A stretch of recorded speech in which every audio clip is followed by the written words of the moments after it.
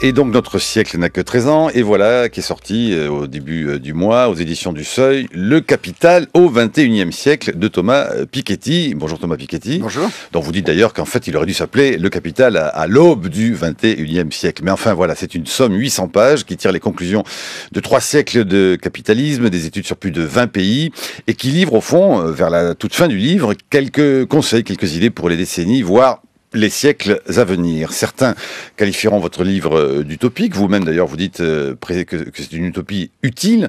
En revanche, pour ceux qui aiment les prédictions, passez votre chemin. Thomas Piketty ne se pose pas comme le nouveau prophète de l'économie. On serait tenté de dire en lisant ce pavé qu'à l'heure des experts en tout, économie, politique, société, religion, cuisine, équipée, vous essayez de vous extraire de la masse des donneurs de conseils pour atteindre, au fond, un statut de théoricien, voire d'historien davantage de votre temps. La crise de 1929 a eu son Keynes, la crise des années 2000 aura-t-elle son Piketty? C'est la question que nous posons ce matin. Non, pour tout dire, Thomas Piketty et vous présenter, vous avez, rappelons-le, joué un rôle majeur dans la fondation de l'école d'économie de Paris, et vous y êtes aujourd'hui professeur, et vous êtes par ailleurs directeur d'études à l'école des hautes études en sciences sociales. L'une de vos propositions phares dans ce Capital au XXIe siècle, serait au fond de créer un impôt sur la fortune mondialisée. Vous nous direz si l'appellation correspond à ce que vous avez souhaité faire.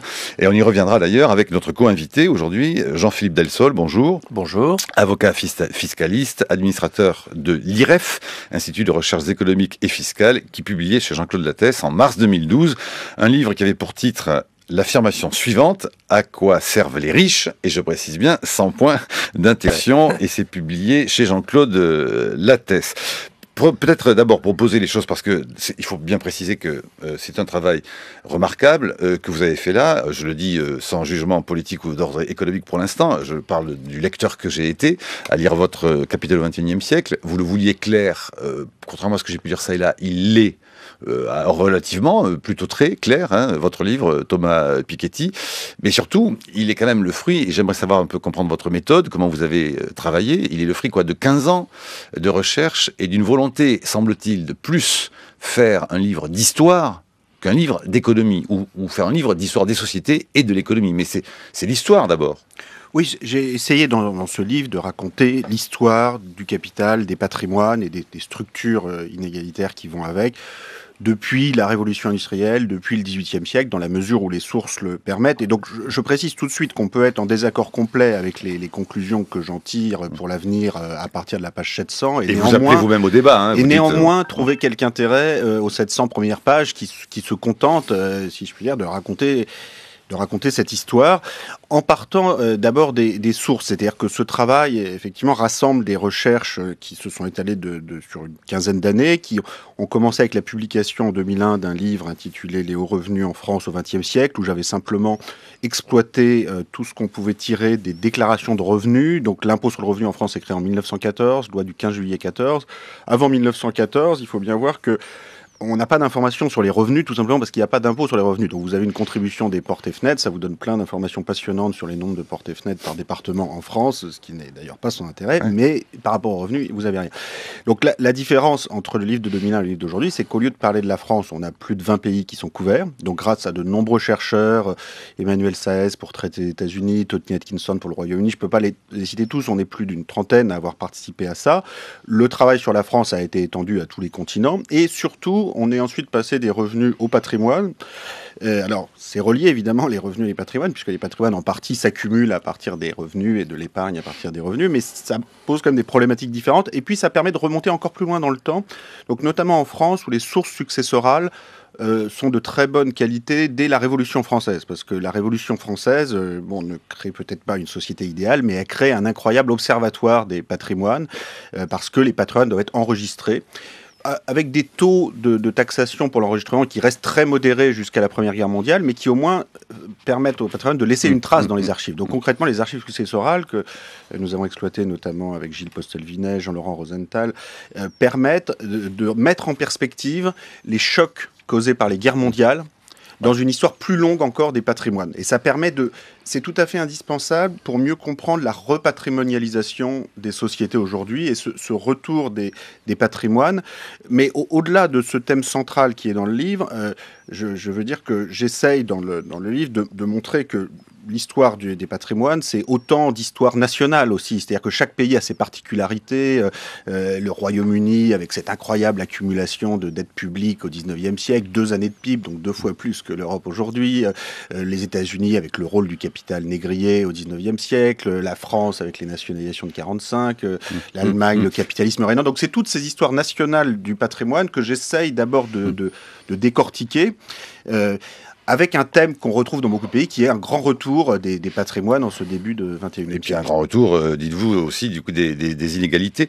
Quelle était aussi l'arrière-pensée éventuelle que vous aviez par rapport au titre auquel on pense évidemment immédiatement, le Capital de Karl Marx? D'abord, vous faites un sort tout de même à ceux qui le citent souvent sans jamais quasiment l'avoir lu, et ils sont beaucoup plus nombreux que ceux qui le citent et qui l'ont lu. Je me souviens d'une sortie un jour de Michel Rocard, reprochant au Front socialiste français de n'avoir jamais lu que quelques extraits de très mauvaises traductions de Karl Marx, expliquant ainsi la mauvaise fortune régulièrement du Parti socialiste sur des questions afférentes à la question de la fiscalité et justement du capital. Vous, quelle était votre arrière-pensée par rapport à Marx quand même? Enfin, vous le dites, mais je vous laisse l'exprimer. Oui, il n'y a pas vraiment d'arrière-pensée. Ouais. C'est-à-dire, le but, c'est plutôt de reprendre cette question posée au 19e siècle par Marx, mais par beaucoup d'autres observateurs, mais de la reprendre dans une perspective pour le 21e siècle. Donc j'essaye de reprendre, finalement, de refaire l'inventaire de ces questions, de ce qui a été dit par les uns, par les autres. C'est vrai qu'on a eu jusqu'ici beaucoup de thèses assez extrêmes qui se sont affrontées. Donc une thèse de Karl Marx au 19e siècle qui disait voilà, la dynamique naturelle de la répartition des richesses, c'est forcément une concentration croissante. Puis au 20e siècle... Et c'est forcément la catastrophe. C'est forcément la catastrophe. Et vous dites la catastrophe n'est pas arrivée tout de même. Oui, moi malgré tout. Tout de suite, j'ai aucun goût particulier pour les prévisions apocalyptiques. Et il y a plein d'éléments positifs dans les évolutions actuelles, y compris ce grand retour du patrimoine a quelque chose de positif et de naturel. Je précise tout de suite, moi j'ai pas de nostalgie des années 50 où tous les patrimoines avaient été détruits par les guerres et où on se retrouvait avec un rapport capital-revenu très faible. Donc le livre n'est pas en train de dire c'est formidable, on n'a plus qu'à avoir des guerres et on va revenir à ce monde merveilleux de l'après-guerre. C'est pas... Donc dans ce retour des patrimoines qu'on a en ce début de 21e siècle, il y a quelque chose de positif, sauf que ça crée des structures inégalitaires qu'on croyait avoir oublié, c'est-à-dire qu'on croyait avoir dépassé. C'est-à-dire il faut bien, peut-être le point le plus important du livre, et c'est qu'on a besoin de cette remise en perspective historique très longue pour comprendre le monde d'aujourd'hui, parce qu'en fait, on se retrouve aujourd'hui, en début de 21e siècle, avec un niveau de prospérité des patrimoines qu'on n'avait pas vu depuis la Belle Époque. Concrètement, la totalité de ce que possèdent les Français, ou d'ailleurs les Européens, puisque c'est un phénomène européen, ça représente l'équivalent de 6 années de production nationale, 6 années de revenu national, c'est du patrimoine immobilier, du patrimoine financier, 6 années après avoir retiré toutes les dettes, parce qu'on parle beaucoup des dettes publiques et privées qui sont pas négligeables, mais on possède beaucoup plus que toutes nos dettes. Il faut remonter à la Belle Époque, à la veille de la Première Guerre mondiale, pour retrouver ce rapport de 6 années. Alors que dans les années 50, on était à 2-3 années, dans les années 80, à 3-4 années. Donc il y a un processus très lent de reconstitution des patrimoines. Peut-être le mécanisme très simple à avoir en tête, c'est si vous épargnez 10% de votre revenu chaque année, comme une famille ou comme un pays qui en épargne 10%, pour accumuler 5 années de revenus en patrimoine, il faut 50 années. C'est-à-dire que ça prend très longtemps, ces mouvements d'accumulation. Alors, on avait cru pendant les 30 Glorieuses qu'on était passé un petit peu à un capitalisme sans capital et où les inégalités patrimoniales du passé, en particulier l'héritage, avaient disparu et on pouvait tous construire par soi-même et c'était merveilleux.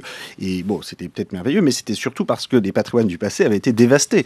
Et donc, ce sont les guerres qui ont fait table rase du passé au XXe siècle. Donc, c'est extrêmement important, ça, dans votre livre, tout de même, à chaque fois, l'importance des guerres, qui, aussi terribles soient-elles, aussi funestes soient-elles, remettre, entre guillemets, les pendules à zéro, quoi, les compteurs à zéro. Oui, mais de façon tragique, moi je ne fais pas l'apologie de ce modèle de régulation. Non, mais le fait est que, voilà, après les guerres, il se passe des phénomènes d'activité économique qui font que tout d'un coup, on se dit qu'effectivement les sociétés sont un peu moins inégalitaires et qu'il y a une sorte de croissance qui profite un peu à tout le monde.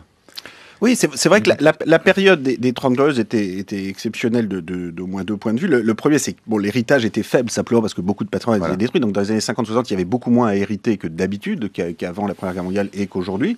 Et donc les gens accumulaient plus par eux-mêmes, devenaient propriétaires par eux-mêmes. Aujourd'hui, je ne sais pas si vous avez remarqué, mais à Paris ou dans les grandes villes, si vous voulez devenir propriétaire par vous-même uniquement avec votre salaire, vous avez intérêt à ce que ce soit un très bon salaire. Et les donations, successions, se rejouent un rôle pour les générations nées dans les années 70 70-80, beaucoup plus importante que pour celle de leurs parents et pour les générations nées dans les années 20-30, pour qui l'héritage comptait beaucoup moins. Et puis le deuxième leg des 30 Glorieuses qui a beaucoup marqué nos perceptions, c'est cette croissance incroyable de 5% par an pendant les 30 Glorieuses. Et ça a duré tellement longtemps, en gros de 1950 à 1980, qu'on comprend toujours pas qu'on en soit vraiment sorti. Et on se dit toujours, bon, on va y revenir. Et vous dites alors qu'en fait, oui, la croissance ne dépassera jamais 1 ou 2%. Oui, ce rythme très fort de 5% par an correspondait à une situation de rattrapage. C'est-à-dire que l'Europe s'était suicidée de 1914 à 1945, non seulement avait détruit ses patrimoines, mais avait pris un retard de développement, notamment par rapport aux États-Unis, qui a été comblé de 1950 à 1980. Et c'est uniquement dans ce type de situation de rattrapage qu'on a des croissances aussi vertigineuses de 5% par an, ou de même en Chine aujourd'hui. Donc c'est très positif, ces processus de rattrapage, mais par définition, ça ne peut pas durer éternellement. Et dès lors qu'on est à la frontière technologique mondiale, il n'y a pas d'exemple de pays qui croissent à plus de 1% en production par habitant, 1,5% peut-être de façon durable. Il faut bien se rendre compte que, en fait, c'est déjà pas si mal, parce que peut-être il faut mieux le mettre. C'est toujours très abstrait ces débats sur le taux de croissance. On nous serine sur des petites variations au dixième de pourcentage près. Une façon plus concrète peut-être de voir les choses, c'est de le regarder par génération. C'est-à-dire que 1% de croissance pendant 30 ans, ça veut quand même dire que sur une génération, vous avez 30-35%, donc un tiers de l'économie qui a été renouvelée. Bon, c'est beaucoup, un tiers de l'économie qui est renouvelée chaque génération. Donc, il faut pas s'attendre à beaucoup plus. Et même pour avoir ça durablement, il va falloir quand même inventer des énergies plus propres que ce qu'on a là. Enfin, toujours est-il que 1% par an, c'est beaucoup plus faible que le rendement du capital. Et c'est ça la notion qui joue un rôle important dans ce livre, c'est que ce que rapporte un capital au cours d'une année en moyenne, même si ce n'est ne serait-ce que 4% ou 5%, et pour des très hauts patrimoines, ça peut être beaucoup plus élevé que ça, mais ne serait-ce que 4-5% par rapport à un taux de croissance de 1%, ça crée une situation très étrange dans laquelle le passé dévore l'avenir d'une certaine façon. C'est-à-dire que les inégalités de patrimoine et les patrimoines accumulés dans le passé, naturellement, se recapitalisent plus vite que la croissance, c'est-à-dire se recapitalise plus vite que n'augmente la production et donc les salaires, les revenus. Le patrimoine engendre le patrimoine. Le patrimoine engendre le patrimoine, et c'est une logique qui a été... C'est L'Oréal. Alors, comme exemple. On a cet exemple de cette fortune de Liliane Bettencourt qui passe de 2 milliards d'euros en 1990 à 25 milliards en 2010, donc c'est Bill Gates par plus de 10. Qui passe de 3 aussi à 50, je sais plus. Alors, ce qui est un peu perturbant, c'est que c'est vrai que la fortune de Liliane Bettencourt augmente très exactement dans les mêmes proportions que celle de Bill Gates sur les 20 dernières années, ce qui est perturbant, parce qu'on aimerait tous que la fortune soit un peu plus affaire d'activité entrepreneuriale. Mais c'est vrai que passer un certain seuil, passer un certain niveau de patrimoine, l'accumulation, d'après toutes les données dont on dispose, parce que moi j'essaye surtout d'analyser les données que j'ai, si on me présente de données, je les analyserai tout aussi bien. J'ai pas d'a priori sur cette question, simplement je constate qu'on a un taux de reproduction des patrimoines qui n'est pas compatible avec la croissance économique à très long terme. Et donc c'est quelque chose en fait qu'on avait... Et qui du coup crée les inégalités. Qui tente à augmenter les inégalités. Alors après, il y a d'autres forces qui peuvent aller dans l'autre sens pour compenser, mais en l'absence de correcteurs, c'est vrai que cette force inégalitaire et en fait était celle qu'on voyait jusqu'à la... Il faut bien dire que pendant l'essentiel de l'histoire de l'humanité, les gens s'étonnent souvent quand on leur dit durablement le taux de rendement du capital peut être supérieur au taux de croissance. Mais il faut bien se rendre compte qu'il n'y a aucune raison logique qu'il en soit autrement, et que pendant toute l'histoire de l'humanité, c'était évidemment le cas, puisque la croissance était quasi nulle. Et le rendement du capital, typiquement la rente foncière dans le capital terrien des sociétés rurales traditionnelles, c'était au moins 3, 4, 5% de la valeur de la terre. Donc par rapport à une croissance de 0, forcément, c'était beaucoup plus élevé que le taux de croissance.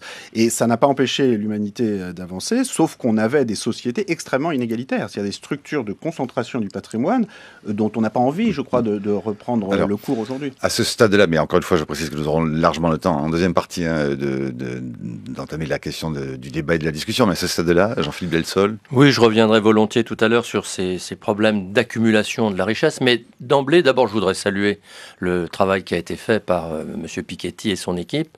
Je dirais que l'université joue son rôle à plein d'assimiler les données, de les analyser, de les produire. Et c'est vrai que c'est extrêmement intéressant. En même temps, je pense que l'ouvrage de Thomas Piketty n'attend pas la 750e page pour prendre position. Et moi, je suis très frappé, dans ce que vous dites à l'instant et dans votre ouvrage, de cette obsession égalitaire. Et je pense que c'est important d'en parler. C'est-à-dire que, pour vous, tout tourne autour du fait qu'il y a plus d'inégalités et c'est pour vous extrêmement important. Or, il me semble que, au-delà de l'analyse, qui est tout à fait intéressante et qui permet d'aller loin dans le débat, au-delà de cette analyse, ce qui est vraiment intéressant, c'est de savoir si on arrive à faire en sorte que tout le monde puisse s'enrichir. Et est-ce que ce sont les sociétés inégalitaires qui permettent l'enrichissement des plus pauvres ou les sociétés égalitaires? Et ça, je pense que c'est le vrai débat. Oui, il faut que tout le monde puisse accéder au patrimoine, mais comme je disais tout à l'heure, vous savez, aujourd'hui, pour accéder au patrimoine, notamment immobilier, mais globalement pour accumuler du patrimoine et éviter d'avoir à payer des loyers toute sa vie, vous avez intérêt d'avoir une donation et une succession. Si vous avez que votre salaire, vous avez beaucoup de mal à accéder au patrimoine. C'est pas tout à fait vrai, d'ailleurs. Je ne sais pas à quel niveau de salaire aux États-Unis, les personnes que vous rencontrez, mais vous savez, c'est pas si facile que ça. Aux États-Unis, 70% des millionnaires sont des entrepreneurs qui ont créé leurs affaires, 30% des héritiers. En Grande-Bretagne, 80% des entrepreneurs, 20% des héritiers. Vous inventez un petit peu des chiffres, parce que moi, dans le livre, je cite des sources, je calcule ces chiffres, et vous avez remarqué que c'est pas exactement les chiffres qui s'y trouvent. Donc, on peut pas juste sortir un chiffre 80% d'entrepreneurs. Et c'est donc l'heure de la chronique de Brice Couturier pour cette partie débat des matins. Bonjour Brice. Bonjour Marc. Tout expert a tendance à généraliser à partir de l'expérience historique de sa propre génération. La tentation est forte de considérer que cette expérience a une portée universelle ou que les mutations qu'on a observées au cours de sa propre carrière sont irréversibles, qu'elles annoncent l'entrée dans un monde nouveau. Prenez Simon Kuznets, prix Nobel d'économie en 1971. Voilà un homme auquel on doit les instruments de comptabilité nationale que nous utilisons encore aujourd'hui, en particulier l'outil qu'est le PIB, mais il est surtout connu pour une théorie qui résume l'expérience de sa vie aux États-Unis, lui, l'immigré né en Biélorussie. Dans les années 50, alors que les Cadillacs commencent à s'allonger et à s'orner de chrome rutilant, il remarque une forte réduction des inégalités au cours du demi-siècle écoulé. Extrapolant à partir de cette conjecture historique tout à fait particulière, il croit pouvoir en déduire une loi générale du développement des sociétés. Lorsqu'un pays se développe, les inégalités de revenus vont s'accroître dans un premier moment parce que seul un faible pourcentage de la population aura accès aux fruits de ces progrès, mais assez rapidement, des couches de plus en plus larges bénéficieront à leur tour de cette croissance, parce que la croissance est une vague qui soulève tous les bateaux, les plus grands comme les plus petits. James Burnham, un théoricien contemporain de Kuznets, prophétisait quelques années plus tôt la relève prochaine de la classe dirigeante. Les managers allaient supplanter les capitalistes parce que les compétences allaient devenir plus nécessaires et plus rares que les capitaux. Phénomène, là encore de portée universelle, prétendait Burnham.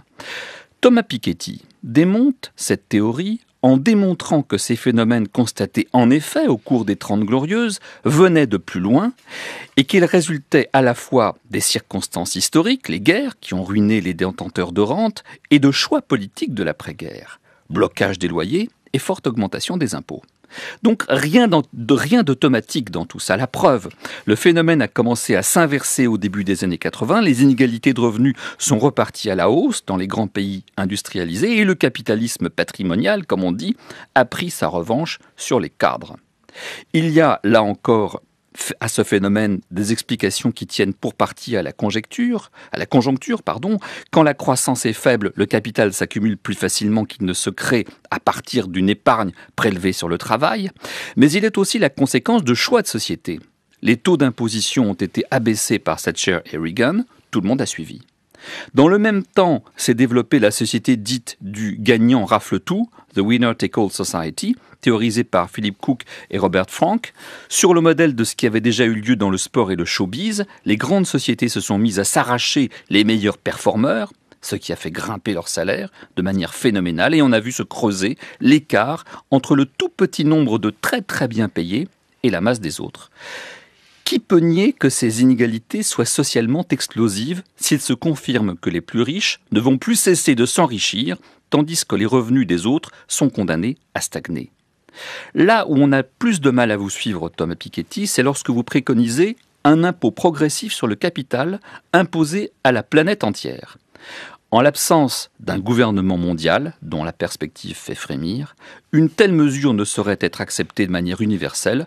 Or, si elle n'est pas universelle, les détenteurs de capitaux ont vite fait de déplacer leur bille ailleurs. La chronique de Brice Couturier à réécouter sur franceculture.fr. Thomas Piketty. Oui, alors, comme toujours, il y a plusieurs façons de régler les choses. Il y a la coopération internationale parfaite, et puis il y a le repli national le plus complet. Alors, je ne sais pas quel est le plus dangereux, mais en tout cas, ce qui est certain, c'est que toute cette palette existe. Donc, la coopération internationale parfaite, ce serait effectivement un gouvernement mondial qui se met d'accord sur un barème d'imposition progressive du capital et qui se répartit harmonieusement les recettes. Bon, visiblement, c'est pas pour demain.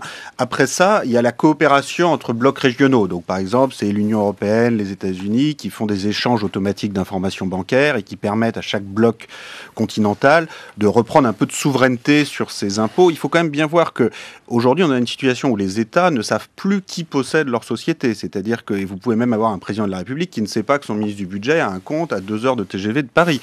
Donc c'est quand même une situation qui est tout à fait étonnante. Donc dire qu'on ne peut rien faire face à ça, pour le coup, me paraît pas sérieux. C'est-à-dire, je pense que si les États, sans aller jusqu'au gouvernement mondial, peuvent coopérer, peuvent faire des échanges automatiques d'informations qui leur permettent de prélever l'impôt.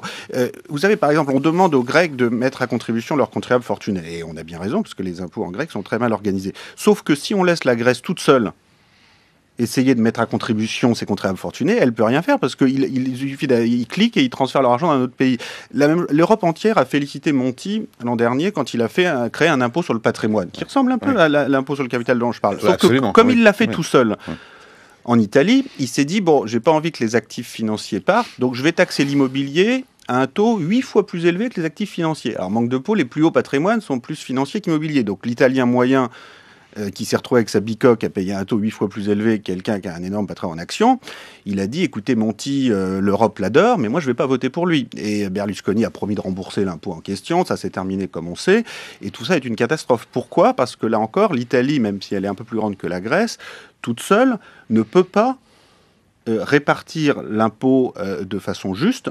Donc il ne s'agit pas de spolier qui que ce soit, il s'agit juste de dire si vous vous retrouvez à avoir un taux d'imposition 8 fois plus élevé sur des éléments de patrimoine plus modestes, moyens, classe moyenne, que des patrimoines plus importants, au motif que les patrimoines plus importants sont mobiles, bon ok, les moins mobiles sont coincés, mais si vous poussez jusqu'au bout le processus, donc je pense que le risque de tout ça, c'est qu'on finisse par basculer dans le repli national, qui est effectivement l'autre solution pour réguler le capital, qui est... Contrôle d'échange alors. Contrôle des capitaux. Alors regardez, la Chine, comment fait la Chine ? La Chine tolère des inégalités gigantesques de patrimoine en son sein, sauf que si jamais vous voulez sortir votre patrimoine pour l'amener en Suisse, vous n'êtes plus propriétaire de votre patrimoine. C'est-à-dire vous avez un contrôle des capitaux à la sortie qui est extrêmement strict, vous avez aussi un contrôle des capitaux à l'entrée qui est extrêmement strict. Alors je ne dis pas du tout que ce soit une bonne solution, parce que pour l'occurrence ça fait des inégalités à l'intérieur gigantesques, et je ne suis pas sûr que ce soit très stable politiquement éternellement. Mais c'est pour dire qu'il y a d'autres solutions que la coopération internationale que je décris, simplement ces autres solutions me semblent illusoires, et finalement beaucoup plus dangereuse que la solution coopérative que je décris. Jean-Philippe Delsol. La question, en fait, est celle de la perspective dans laquelle on se place. Thomas Piketty souhaite il dit que ce serait la perfection, un gouvernement mondial pour assurer le prélèvement de l'impôt. Mais en réalité, moi je pense au contraire qu'il faut la concurrence entre les États, entre ceux qui prélèvent l'impôt, pour protéger le contribuable. Parce que la concurrence entre les États est aussi bonne pour les contribuables que la concurrence entre les entreprises l'est pour les consommateurs. Il ne s'agit pas de dire qu'il faut encourager évidemment la fraude des contribuables. Il faut au contraire la contrôler et éviter qu'elle se produise. Mais en réalité, moins les contribuables seront déraisonnablement taxés, moins ils frauderont. Et aujourd'hui, le problème des États, c'est qu'ils surtaxent tellement leurs contribuables qu'ils ne le supportent plus. Donc, je pense qu'il faut au contraire rétablir la concurrence. C'est le ras-le-bol fiscal. Alors, je vais terminer, si vous me le permettez, en vous disant que, bien évidemment, l'antimodèle, c'est la Chine. Car on voit bien que c'est au Parlement chinois qu'il y a le plus de millionnaires au monde, par rapport à tous les autres parlements, et de loin. Ce qui veut dire qu'en réalité, que ces économies centralisées, protégées, nationalisées sont évidemment le pire de ce qu'on peut faire. Alors, en fait, il y a plus de milliardaires dans la politique américaine que dans la politique chinoise. Je parle du Parlement. Oui, mais je les ai bien examinés. Vous n'êtes pas arrivé jusqu'à ce chapitre-là, mais j'ai bien examiné ces chiffres. Et c'est en fait une invention d'agences de presse occidentales. Et si on regarde sérieusement les données dont on dispose, je ne dis pas du tout qu'il n'y a pas de millionnaires en Chine, mais je vous assure que la politique américaine est un niveau de patrimoine relativement au pays qui est beaucoup plus décroché par rapport à la moyenne qu'en Chine. Donc, c'est pas du tout pour faire l'apologie de la Chine, qui n'est pas du tout un état de droit. Mais on se raconte beaucoup de choses pour justifier nos modèles inégalitaires et parfois qui sont justes, parfois qu'ils sont moins. Et donc voilà, il faut regarder les choses précisément. Brice Couturier. Il faut savoir que Thomas Piketty est un des rares économistes français dont les théories soient discutées dans le monde entier. Et en particulier, alors pas son dernier livre évidemment, parce que les gens n'ont pas eu encore le temps d'en prendre connaissance, mais ces théories précédentes avaient eu de larges échos dans la presse économique internationale et notamment américaine.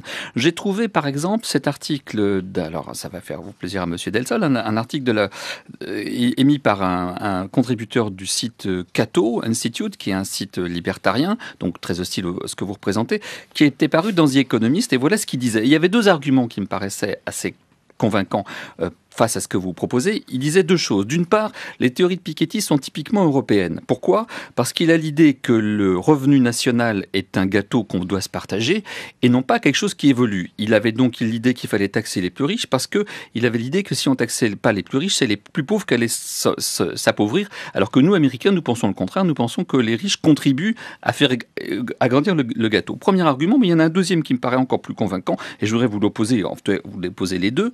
C'est l'idée que si on impose des taxes importantes, des impôts importants sur le capital des entrepreneurs, on va dissuader ces entrepreneurs de réinvestir leur argent, comme l'ont fait par exemple les manias de l'économie numérique, qui ont, comme on sait, nourri la Silicon Valley en finançant des startups.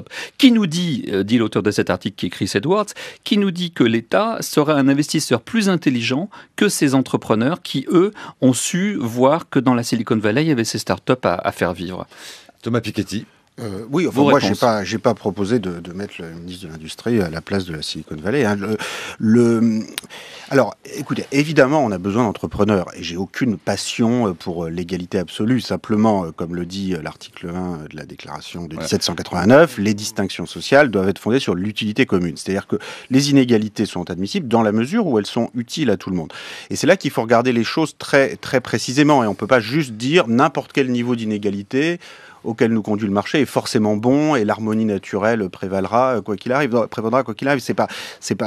peut pas faire cette hypothèse tout simplement parce qu'on a aujourd'hui un rythme de progression des patrimoines les plus importants qui n'est pas tenable à long terme. Et je pense que Monsieur Delsol ou toute personne de bonne foi vous le démontrez de façon est obligé de constater évidente. que les choses ne peuvent pas continuer à ce rythme-là. C'est-à-dire que quand vous avez dans tous les pays du monde où on fait des classements de patrimoine, les patrimoines les plus importants qui progressent à 7-8% par an, aussi bien des patrimoines hérités que des patrimoines entrepreneuriaux. Alors, et à un moment, la distinction n'est plus vraiment pertinente d'ailleurs parce que, évidemment, vous avez toujours des entrepreneurs. Vous n'en avez pas 80%, comme vous disiez, c'est plutôt la moitié ou 30 ou 40%. J'essaye d'examiner les chiffres avec leurs limites. Mais dans tous les cas, vous savez, la vie est longue. Donc, entre le moment où vous avez fait votre invention à 40 ans et 90 ans, et les patrimoines continuent de progresser tout seul à des rythmes qui sont actuellement de l'ordre de 7-8% par an au-dessus de l'inflation. Il y avait encore le classement Forbes la semaine dernière, le classement Challenge en France. Cet été, vous avez des classements en Allemagne, au Royaume-Uni, dans tous les pays du monde. Donc, si vous avez 7-8% de croissance par an de tous les plus hauts patrimoines, en moyenne, en comptant ceux qui descendent, mais il y en a des nouveaux qui montent. Donc, au total, si vous prenez un groupe constant en termes de pourcentage de la population des patrimoines les plus élevés, que vous avez cette progression à 7-8% par an, alors que le patrimoine moyen, le revenu moyen progresse de 1 ou 2% par an, vous comprenez bien que vous allez, en quelques dizaines d'années, sur un niveau de concentration patrimoniale qui n'est pas tenable démocratiquement et qui n'est pas utile économiquement. Parce que, juste remontons un petit peu en arrière, et c'est à ça que sert l'histoire. Est-ce que vous me direz, Monsieur Delsol, que en 1910, quand vous avez 70% du patrimoine légué à Paris chaque année, qu'il l'est par les 1% des décédants les plus riches en patrimoine, est-ce que vous allez me dire que ce niveau de concentration du patrimoine est indispensable pour le dynamisme économique ? Est-ce que vraiment vous y croyez ? Allez, Jean-Philippe Delsol. Alors, je pense que vous avez raison sur le fait que, globalement, l'argent va à l'argent, disons. C'est-à-dire que ceux qui sont les plus riches ont peut-être plus de facilité, s'ils sont riches, à s'enrichir encore. Et deuxièmement, vous avez noté, et là je partage totalement votre point de vue, l'allongement de la durée de vie. En réalité, je dirais qu'au-delà des lois économiques, dont il faut toujours un peu se méfier tout de même, parce qu'elles ne s'appliquent qu'à des hommes, il y a précisément l'homme, et c'est l'homme qui est important. Il y a des gens qui ont l'habileté à s'enrichir, et d'autres non. Et l'allongement de la durée de vie ça, c'est a favorisé... C'est Vautrin chez Balzac. Mais je crois que l'allongement de la durée de vie a favorisé donc l'enrichissement, parce que en fait, celui qui est habile à s'enrichir vit aujourd'hui, dans sa vie d'homme mûr, 2 fois plus qu'il y a seulement 2 générations, ce qui veut dire qu'il a 2 fois plus de temps pour s'enrichir. Et c'est un facteur à prendre en compte. Ceci dit, et au demeurant, je pense que globalement, il faut être très prudent dans les chiffres, et je vais en citer un. En 90, 47% de la population mondiale vit avec seulement, et c'est incroyable, $1 par jour. Aujourd'hui, seulement, et c'est encore trop bien entendu, 22% de trop de la population mondiale qui vit avec $1 par jour. C'est dire que entre 90 et aujourd'hui, dans ces 20 ans où vous dites que l'écart entre les hauts et les bas revenus s'est beaucoup augmenté, et vous avez raison sur le papier, eh bien, en fait, les plus pauvres ont pu sortir pour partie, pour moitié d'entre eux, de l'extrême pauvreté. C'était un objectif du millénaire. Ça faisait partie des objectifs du millénaire. Non, mais moi je le conteste pas. Le 21e siècle, c'est à la fois un espoir formidable, la fin de la pauvreté dans le monde. On n'a jamais aussi mieux vécu dans les pays riches, et les pays pauvres s'améliorent. Donc il y a des choses formidables. Simplement, vous avez en même temps que cet immense espoir, vous avez des inégalités tout aussi disproportionnées avec des individus aussi riches que des pays, et qui s'enrichissent de plus en plus. Donc, à nouveau, je veux attirer votre attention sur ce point, Monsieur Delsol. Si vous avez un taux de croissance des plus hauts patrimoines, qu'importe qu'il soit de 6, 7, 8 % par an, mais à partir du moment où il est 3, 4 fois plus élevé que le rythme de la croissance économique, quel est votre mécanisme régulateur ? Votre mécanisme régulateur, ça a l'air d'être, voilà, il n'y a rien à faire, éventuellement. En tout cas, il ne sera pas pour l'impôt progressif. Oui, mais vous me dites, et dont ces personnes à payer encore moins d'impôts, et tout ira encore mieux. Bon, c'est très bien, mais c'est un petit peu perso quand même. En fait, l'impôt progressif, il existe, car l'ISF aujourd'hui en France est progressif. Ça n'empêche pas ces et ce qui est extrêmement d'ailleurs grave en France, c'est qu'on a à la fois l'impôt sur la fortune et les droits de succession très élevés, 45% dans la dernière tranche. Alors que par exemple en Suisse, vous avez un impôt sur la fortune qui n'est pas négligeable, mais vous n'avez pas de droit de succession en ligne directe. Et dans beaucoup d'autres pays, c'est la même chose. Je veux juste poser une question très simple, M. Delsol. Comment se fait-il qu'avec tous ces impôts spoliateurs, après tout avoir payé tous ces impôts, ces patrimoines progressent de 7-8% par an dans tous les pays pour lesquels on expose des classements ? Il y a un moment où vous êtes obligé de regarder les faits. C'est-à-dire que ces impôts sont horribles, mais visiblement, qu'est-ce que ce serait dans ce cas-là ? À combien on progresserait ? Vous savez, d'après les comptes qui ont été déposés par un certain nombre de personnes, Warren Buffett aux États-Unis, Liane Bettencourt, ces impôts, on a des taux d'imposition effectifs à ces niveaux de patrimoine où vous avez une optimisation fiscale extraordinaire, des taux d'imposition effectifs qui sont extrêmement faibles. Warren Buffett dit « je paye moins que ma secrétaire, ça m'embête un petit peu ». Donc, ce qui est évidemment faux, d'ailleurs. Bon, écoutez, restons aux faits, qui sont les taux de progression de ces patrimoines, donc après impôt. Ces patrimoines progressent à 7-8% par an. Donc, vous voulez nous dire que c'est pas assez ? Mais je vais vous expliquer pourquoi. Alors, Jean-Philippe Delsol. En réalité, une personne n'a pas besoin de revenus au-delà de ce qu'elle a besoin de dépenser. Et donc, quand quelqu'un est riche, il ne prend comme revenu que ce dont il a besoin. Le reste, c'est son capital qui peut augmenter quand il est réussi. Il peut aussi, d'ailleurs, baisser quand il perd, quand il ne fait pas les bons choix. Et donc, en fait, son patrimoine augmente, mais son revenu reste globalement stable, et c'est la raison pour laquelle il y a la distorsion que vous évoquez. Ce que je voudrais souligner, c'est que, en fait, ceux qui arrivent à gagner 7 à 8% par an, ce sont ceux qui investissent dans les entreprises qui ont du succès.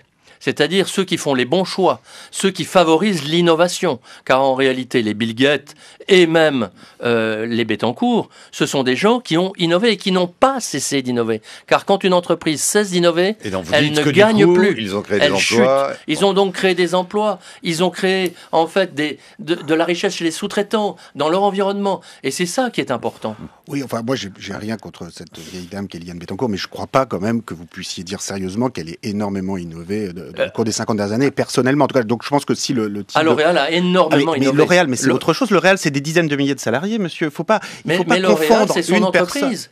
Elle a laissé son argent dans L'Oréal. Ce sont les dizaines de milliers de salariés, d'ingénieurs et de managers bien aussi, sûr, qui on ne travaillent. réussit jamais tout seul, vous savez. Mais là, c'est plus que ça. alors, attendez, je voudrais quand même à ce stade-là, de toute façon, pointer quelque chose qui est quand même très important dans votre livre, c'est que vous dites que du coup, évidemment, c'est ce à quoi tend le livre, c'est qu'il y a tout de même il y a eu une sorte de mirage de nos sociétés qui promettait au fond la richesse et un avancement, on va dire, dans sa vie, qui était dû plus à la méritocratie qu'à l'héritage. Et vous dites au fond que c'est quand même l'héritage qui gagne, et que la méritocratie qu'on invoque depuis au moins 1789, ne fonctionne pas, et qu'elle est totalement phagocytée par la question tout de même de l'héritage.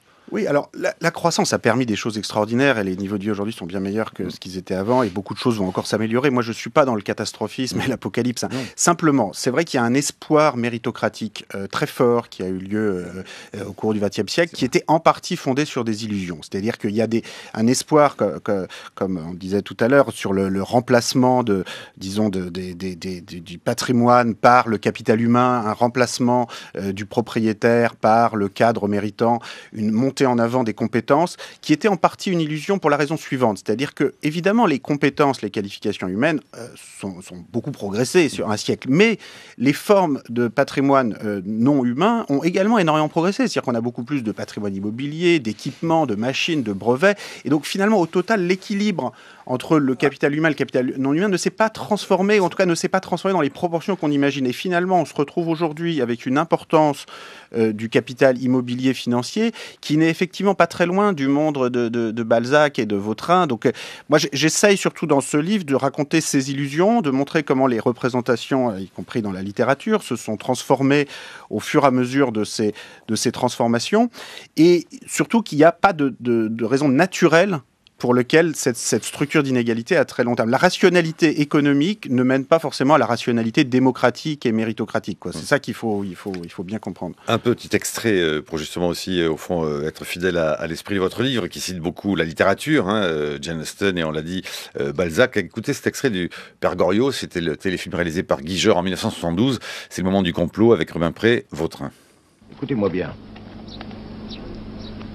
Moi, voyez-vous, j'ai une idée.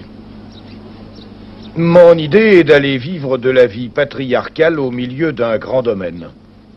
100 000 arpents, par exemple. Aux États-Unis. Dans le sud. Je veux m'y faire planteur. Je possède en ce moment 50 000 francs, qui me donneraient à peine 40 nègres. J'ai besoin de 200 000 francs parce que je veux 200 nègres. Des nègres, voyez-vous, c'est des enfants tout venus dont on fait ce qu'on veut.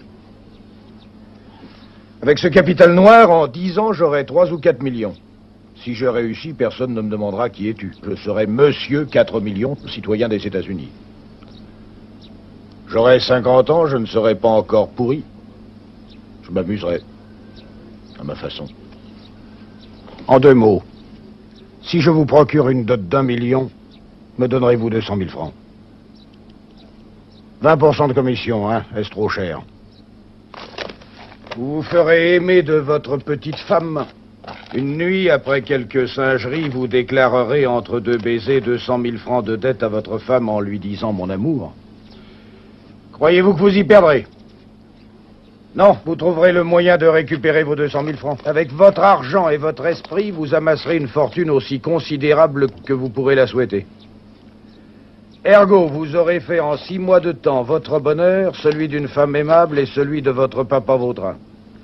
Sans compter celui de votre famille qui souffle dans ses doigts l'hiver, faute de bois. Voilà, extrait. C'est quasiment votre livre. Oui, oui, merci pour cet extrait auquel je fais référence.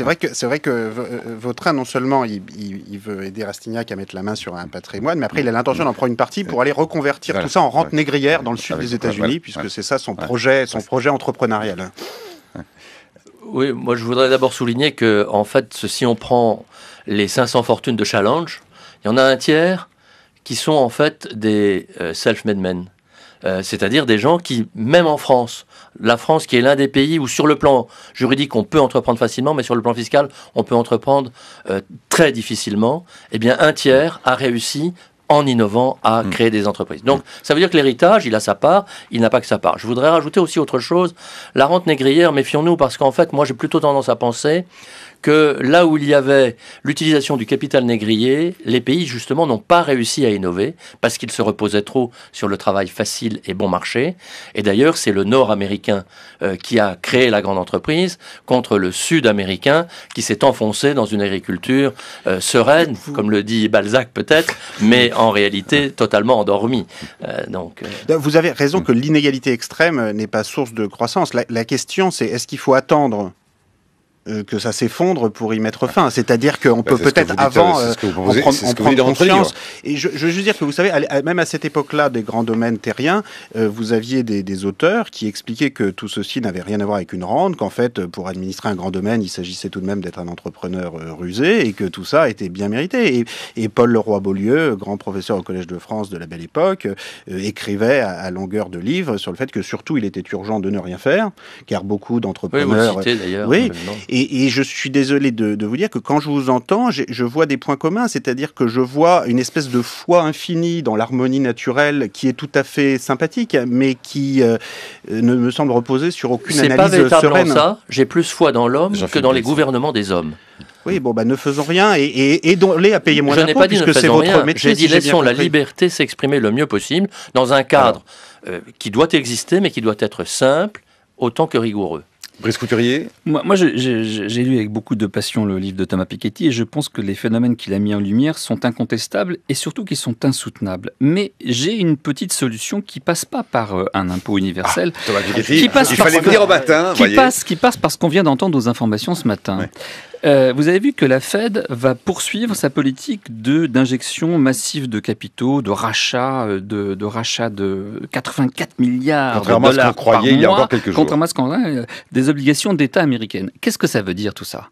Ça veut dire que les États-Unis, comme le Japon de Monsieur Abe, sont en train de nous fabriquer une inflation violente. Cette inflation, elle va arriver à un moment ou à un autre, on ne sait pas quand, mais à un moment, d'un seul coup, ça va démarrer et ça va enflammer la planète entière. Est-ce que ça, c'est pas la solution pour faire dégonfler tout simplement ces énormes fortunes accumulées ? Parce qu'elles vaudront quoi dans 5 ans, ces énormes fortunes accumulées ? Voilà, je vous demanderai des réponses rapides parce qu'on va arriver au bout. Le problème, les banques centrales ont un rôle tout à fait essentiel à jouer pour nous sortir d'une crise financière comme en 2008. Maintenant, les banques centrales ne sont pas outillées pour résoudre tous les problèmes du monde. Et en particulier, l'inflation... le problème, c'est un peu l'impôt sur le capital du pauvre, l'inflation. C'est-à-dire que ça va frapper des dépôts bancaires qui sont pas du tout placés. Par contre, pour les patrimoines élevés placés en actions, en immobilier, leurs prix vont augmenter au moins autant que l'inflation et donc sont absolument protégés par rapport à ça. Donc, s'imaginer que l'inflation peut se substituer à l'impôt démocratique est une illusion. Bon, maintenant, si on n'arrive pas à se mettre d'accord sur un impôt démocratique permettant de rembourser la dette, parce que dans le fond, les richesses, elles sont là. On a beaucoup plus de richesses que de dettes publiques. L'Europe, dans son ensemble, possède beaucoup plus de placements à l'étranger que le reste du monde en possède en Europe. On n'est pas encore la propriété de l'émir du Qatar, contrairement à ce qu'on se raconte parfois. Donc, c'est nos institutions européennes qui sont dysfonctionnelles. On pourrait trouver une solution rationnelle ensemble. Maintenant, à défaut de solution rationnelle, vous avez raison, que l'inflation, historiquement, est un des modes par lesquels les dettes issues du passé ont été nettoyées. Bon, il y a plein de formes... Après la guerre, c'est comme ça. Il y a plein de formes de résolution des problèmes, mais celle-ci, il y en a des meilleures, simplement. Donc, essayons d'en débattre. Je crois que là-dessus, nous serons assez proches. L'inflation tuera les patrimoines des héritiers, c'est-à-dire ceux qui n'ont pas cette habileté que j'évoquais à placer au mieux. Les autres, ceux qui ont cette habileté, sauront surfer sur l'inflation, me semble-t-il. C'est plus une question de taille du patrimoine que d'habileté. C'est-à-dire qu'à partir d'une certaine taille de patrimoine, vous payez des gestionnaires. Encore faut-il savoir choisir son gestionnaire, et ça n'est pas facile. Non, c'est vrai, il faut être malin. Mais néanmoins, lorsque vous avez 10 milliards d'euros, en payant 0,1% de commission, ça vous permet quand même d'avoir... C'est pas uniquement une question de prix. Tout n'est pas qu'une question de prix. Dernière question, Thomas Piketty, on sait que vous aviez un temps inspiré les programmes de la gauche pour les campagnes électorales, et puis qu'au fond, cette inspiration-là, venant de vous, n'est pas vraiment reprise par le gouvernement actuel. Est-ce que vous êtes déçu de la politique fiscale du gouvernement, de ce qu'on appelle le ras-le-bol fiscal aussi des uns, et puis alors il y a des couacs, pour ça il y a des couacs, mais entre la pause fiscale 2015 ou 2014, selon le président, selon le Premier ministre, mais est-ce qu'au fond, vous pensez que les bonnes décisions ne sont pas prises ? Oui, j'avais pas énormément d'espoir, donc je peux pas être très déçu. Disons, je pense il y a plusieurs choses. D'abord, la stratégie au niveau européen est mauvaise, c'est-à-dire que Hollande et Sarkozy, de ce point de vue, ont suivi la même stratégie avec l'Allemagne, qui est d'une course-poursuite dans l'austérité budgétaire qui nous conduit à plus de récession et pas du tout à réduire la dette. Et on se retrouve dans cette situation incroyable de l'Europe, qui est en fait le continent le plus riche du monde en termes de patrimoine, qui a moins de dette publique que les États-Unis, que le Japon, le Royaume-Uni, et néanmoins qui est le seul qui est toujours en récession, parce que nos institutions sont totalement dysfonctionnelles. Donc on croit rétablir notre crédibilité en faisant une course-poursuite dans l'austérité. Ça ne marche absolument pas. L'autre point, c'est que ce gouvernement augmente les impôts comme la TVA qui va augmenter au 1er janvier, dont il avait absolument exclu l'augmentation lorsqu'il était dans l'opposition. Donc personne n'a voté pour François Hollande pour avoir une hausse de TVA. On va l'avoir. Et par contre, ils ne font pas ce qu'ils avaient dit, c'est-à-dire une remise à plat de l'impôt sur le revenu comme ils s'y étaient engagés. Donc là, je pense qu'il y a un niveau d'incohérence entre les paroles et les actes qui pose un très sérieux problème.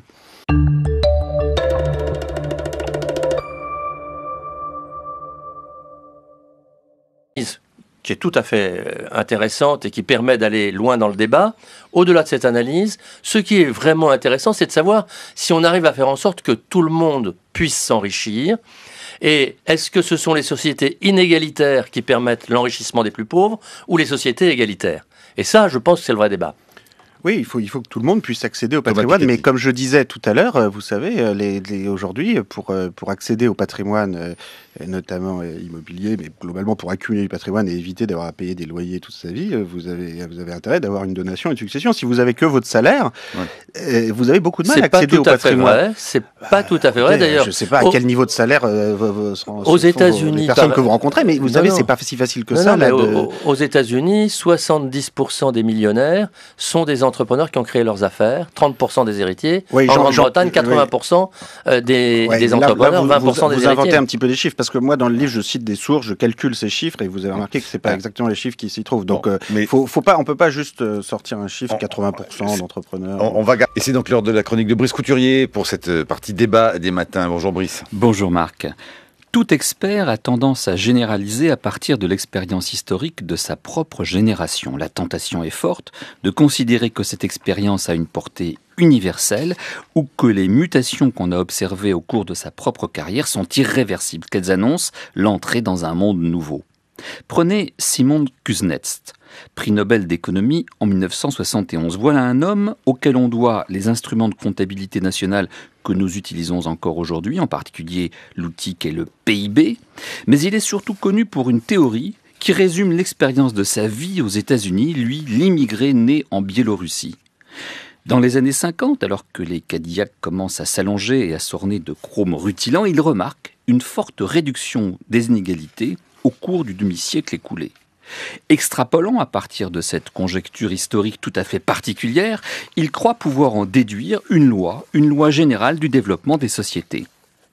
Lorsqu'un pays se développe, les inégalités de revenus vont s'accroître dans un premier moment parce que seul un faible pourcentage de la population aura accès aux fruits de ces progrès, mais assez rapidement, des couches de plus en plus larges bénéficieront à leur tour de cette croissance, parce que la croissance est une vague qui soulève tous les bateaux, les plus grands comme les plus petits.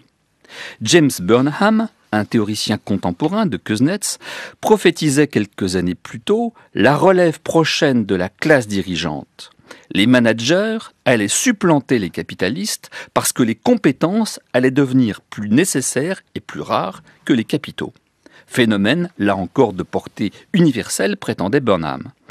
Thomas Piketty démonte cette théorie en démontrant que ces phénomènes constatés en effet au cours des Trente Glorieuses venaient de plus loin et qu'ils résultaient à la fois des circonstances historiques, les guerres qui ont ruiné les détenteurs de rente, et de choix politiques de l'après-guerre, blocage des loyers et forte augmentation des impôts. Donc rien d'automatique dans tout ça. La preuve, le phénomène a commencé à s'inverser au début des années 80, les inégalités de revenus sont reparties à la hausse dans les grands pays industrialisés et le capitalisme patrimonial, comme on dit, a pris sa revanche sur les cadres. Il y a là encore à ce phénomène des explications qui tiennent pour partie à la conjoncture. Quand la croissance est faible, le capital s'accumule plus facilement qu'il ne se crée à partir d'une épargne prélevée sur le travail. Mais il est aussi la conséquence de choix de société. Les taux d'imposition ont été abaissés par Thatcher et Reagan, tout le monde a suivi. Dans le même temps, s'est développée la société dite du gagnant rafle tout, The Winner Take All Society, théorisée par Philip Cook et Robert Frank. Sur le modèle de ce qui avait déjà eu lieu dans le sport et le showbiz, les grandes sociétés se sont mises à s'arracher les meilleurs performeurs, ce qui a fait grimper leur salaire de manière phénoménale, et on a vu se creuser l'écart entre le tout petit nombre de très très bien payés et la masse des autres. Qui peut nier que ces inégalités soient socialement explosives s'il se confirme que les plus riches ne vont plus cesser de s'enrichir, tandis que les revenus des autres sont condamnés à stagner? Là où on a plus de mal à vous suivre, Thomas Piketty, c'est lorsque vous préconisez un impôt progressif sur le capital imposé à la planète entière.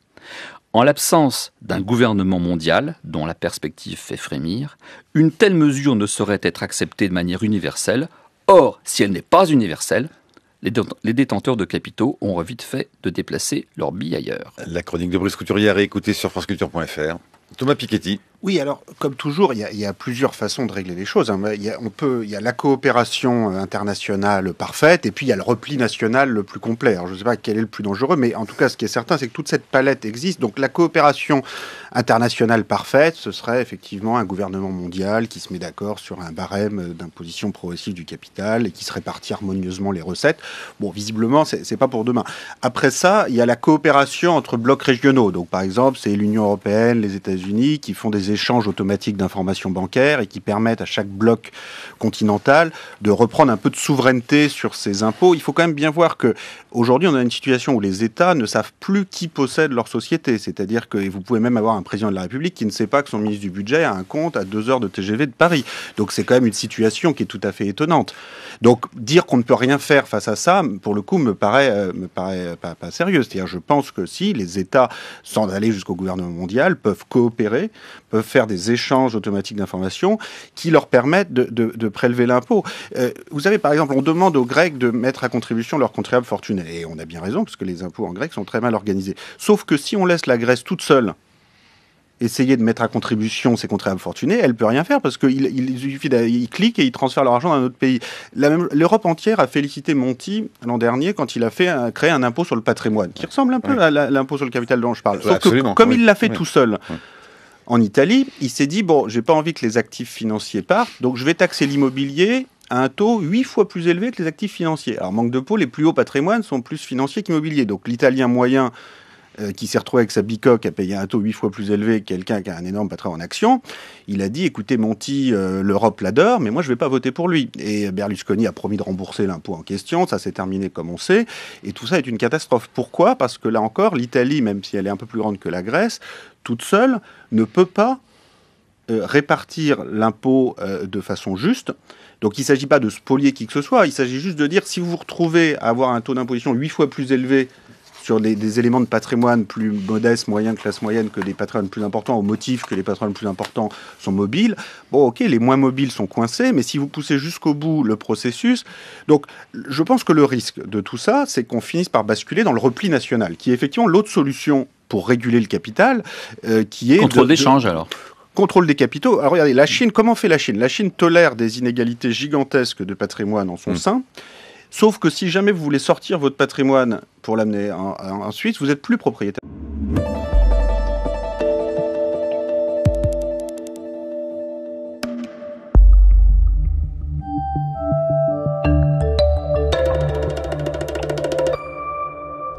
Et donc notre siècle n'a que 13 ans, et voilà qui est sorti au début du mois, aux éditions du Seuil, Le Capital au XXIe siècle de Thomas Piketty. Bonjour Thomas Piketty. Bonjour. Donc vous dites d'ailleurs qu'en fait il aurait dû s'appeler Le Capital à l'aube du XXIe siècle. Mais enfin voilà, c'est une somme 800 pages qui tire les conclusions de 3 siècles de capitalisme, des études sur plus de 20 pays, et qui livre au fond, vers la toute fin du livre, quelques conseils, quelques idées pour les décennies, voire les siècles à venir. Certains qualifieront votre livre d'utopique. Vous-même, d'ailleurs, vous dites que c'est une utopie utile.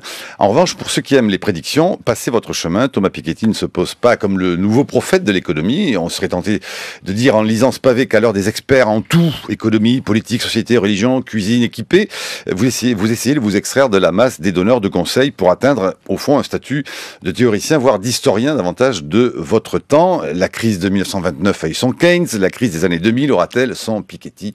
C'est la question que nous posons ce matin. Non, pour tout dire, Thomas Piketty, vous présentez. Vous avez, rappelons-le, joué un rôle majeur dans la fondation de l'École d'économie de Paris, et vous y êtes aujourd'hui professeur, et vous êtes par ailleurs directeur d'études à l'École des hautes études en sciences sociales. L'une de vos propositions phares dans ce Capital au XXIe siècle, serait au fond de créer un impôt sur la fortune mondialisée. Vous nous direz si l'appellation correspond à ce que vous avez souhaité faire.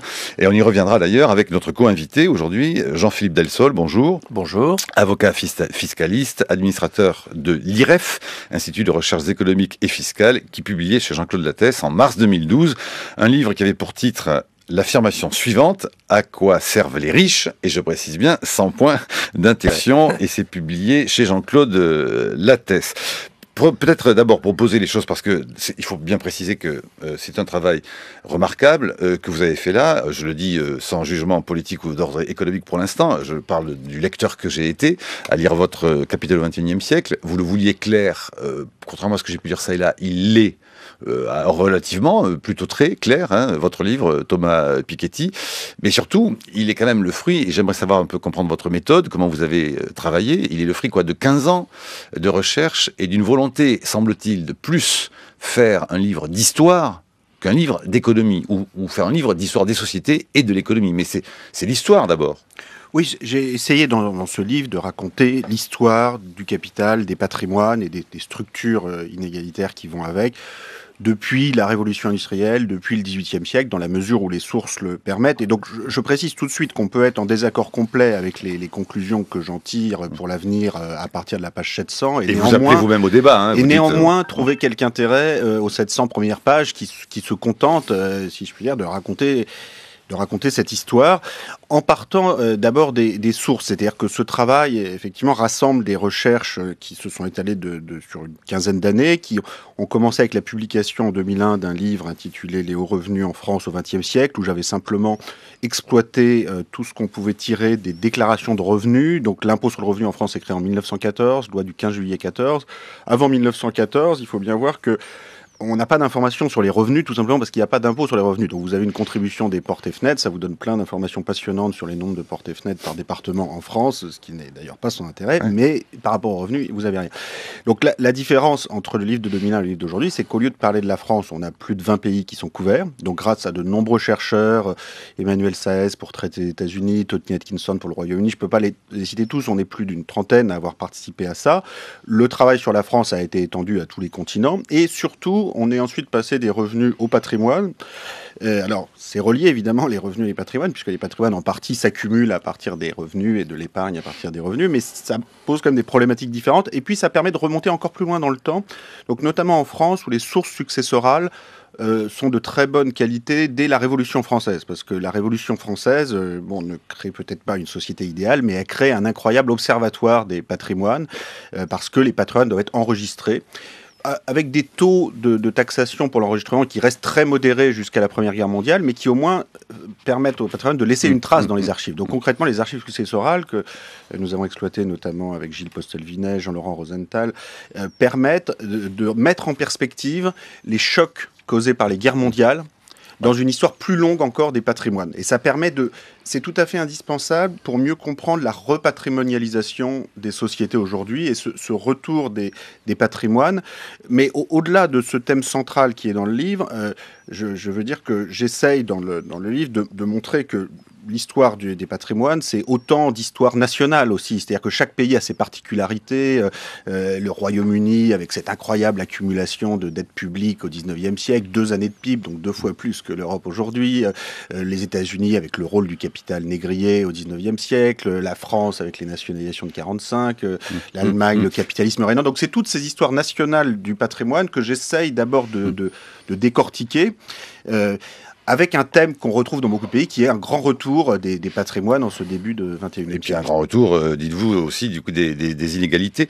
Quelle était aussi l'arrière-pensée éventuelle que vous aviez par rapport au titre auquel on pense évidemment immédiatement, le Capital de Karl Marx? D'abord, vous faites un sort tout de même à ceux qui le citent souvent sans jamais quasiment l'avoir lu, et ils sont beaucoup plus nombreux que ceux qui le citent et qui l'ont lu. Je me souviens d'une sortie un jour de Michel Rocard, reprochant au Front socialiste français de n'avoir jamais lu que même quelques extraits de très mauvaise traduction de Karl Marx. Marx, expliquant ainsi la mauvaise fortune régulièrement du Parti socialiste sur des questions afférentes à la question de la fiscalité et justement du capital. Vous, quelle était votre arrière-pensée par rapport à Marx quand même? Enfin, vous le dites, mais je vous laisse l'exprimer.